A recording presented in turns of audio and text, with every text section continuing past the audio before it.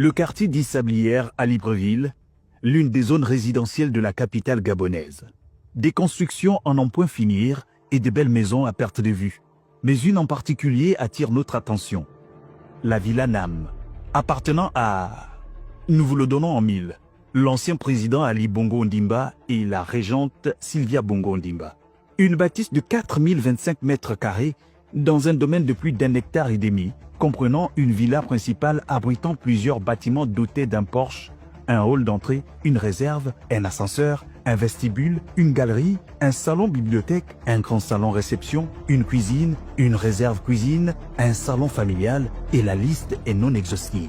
Une bâtisse impressionnante qui soulève de nombreuses questions. Comment les Bongo ont-ils eu les moyens de construire ce genre de domaine? Qui a financé les travaux de cette architecture gargantuesque? Des fonds privés ou le contribuable gabonais? Qui a participé à l'édifice de cette tour de Babel? Quand ont débuté les travaux de cette bâtisse? Véritable signe extérieur des richesses.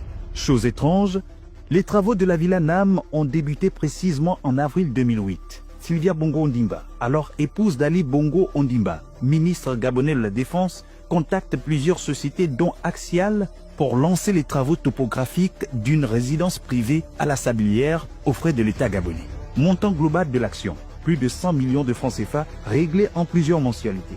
Dès lors, il est important de se demander comment la femme d'un ministre, fût-il fils du président, construire une résidence privée aux frais du contribuable. CDAI, Axial, GRI, Socotec, PL Engineering, Universal vont alors se lancer dans ce qu'ils considèrent comme le contrat du siècle. 4 57 69 252 francs CFA à se partager. Mais rendez-vous compte, plusieurs documents confirment que les études de sol, le décapage, la couche végétale, le traçage, le creusement des fouilles, la mise en place d'un béton de propriété, l'installation du ferraillage et enfin le coulage du béton et son nivellement ont coûté pas moins de 115 milliards de francs CFA, gracieusement pillés au trésor public. Construire un château en est une chose, mais l'entretenir en est une autre. La Villa Nam est un véritable gouffre à sous. Gouffre à sous pour le contribuable gabonais, oui, vu que le clan Bongo Ondimba Valentin n'a jamais dépensé un sou pour prendre soin d'un bâtiment construit sur le sang des Gabonais. Sylvia Bongo Ondimba, il faut le dire, entretenait une relation incestueuse avec l'argent gabonais tant elle avait fait du trésor public son agent comptable personnel via plusieurs banques sur le territoire national, BGFI, Orabank, UGB et à l'international. En janvier 2015, la Dame de Fer lance le projet Silver Benz afin de décorer ce qu'elle considère comme la plus belle propriété du Gabon. Œuvres d'art, miroirs, argenterie, fauteuil Louis XIV, des trains en soie, des lustres et j'en passe, les chiffres sont honteux. Des montants allant de 300 000 à plus de 3 millions d'euros. En voulant convertir les montants de cette transition datant de janvier à juillet 2015, notre calculatrice a rendu l'âme.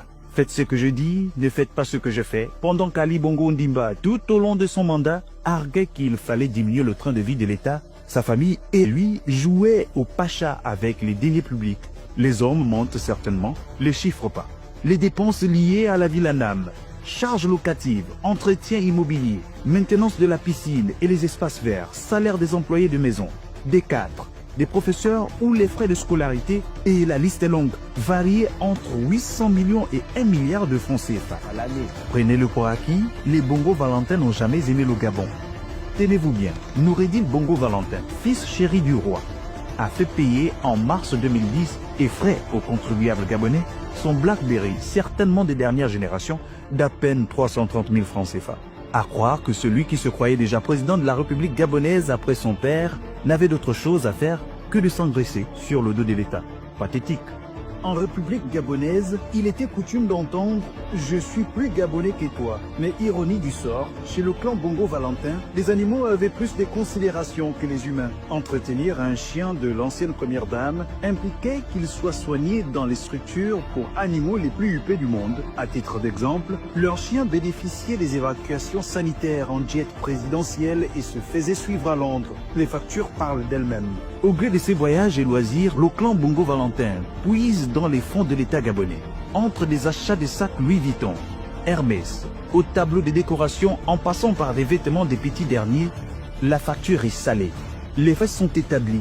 Le duo mère-fils Bongo Valentin a financé bien avant l'arrivée d'Ali Bongo au pouvoir un train de vie extravagant à Paris et à Londres, utilisant des fonds issus directement du trésor public. Mieux, après l'AVC d'Ali Bongo Ondimba en 2018, Noureddine et Sylvia Bongo avaient pris le contrôle de l'appareil de l'État, engageant le pays sans avoir qualité ni compétence, faisant et défaisant les carrières, plaçant copains et coquins aux postes les plus sensibles. Désormais en fuite à Londres, la veuve noire et son rejeton jouissent d'un train de vie luxueux, sans aucun doute le fruit des années d'opulence accumulées sous le règne de Bongo Ondimba Ali. Des détournements massifs s'élevant à plusieurs centaines de milliards via des réseaux complexes, des sociétés écrans et de comptes à l'étranger. Mais ça, c'est une autre histoire.